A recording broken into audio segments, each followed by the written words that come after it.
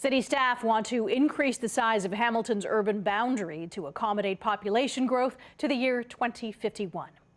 In a General Issues Committee meeting this morning, more than 50 delegates spoke, most of whom oppose the plan. Dale Manucdoc has the details.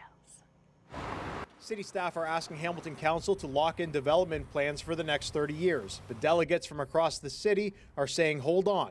I'm here today asking that you do postpone decision-making on land use planning. It is probably going to be much better for our community to be very cautious. I think it would be grossly unfair to rush.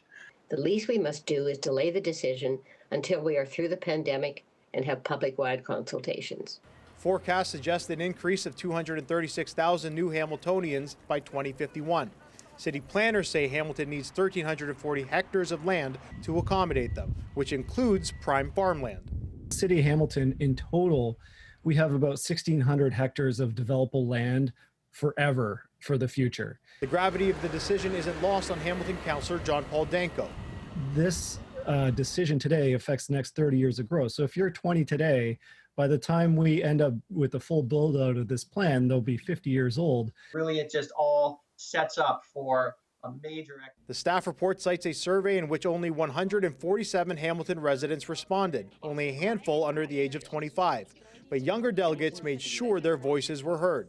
My neighborhood and surrounding areas are empty buildings, empty houses, and empty storefronts. It will be mine and my generation's responsibility to cope in the world that your generation leaves us. How can we possibly achieve net zero emissions by 2050 when we are instead paving the way to increase our emissions? She's referring to the climate emergency that Hamilton declared in 2019, one that many delegates cite contradicts sprawling out. If we destroy more fertile farmland, there is no way to set it right. Expanding into the outskirts and sprawl development, it by definition necessitates more automobile-centric, low-density transportation. Single-family homes are also more energy intensive and come at a greater cost to the city. Most of the delegates were advocating that Hamilton build up instead of out, utilizing the underused infrastructure that already exists.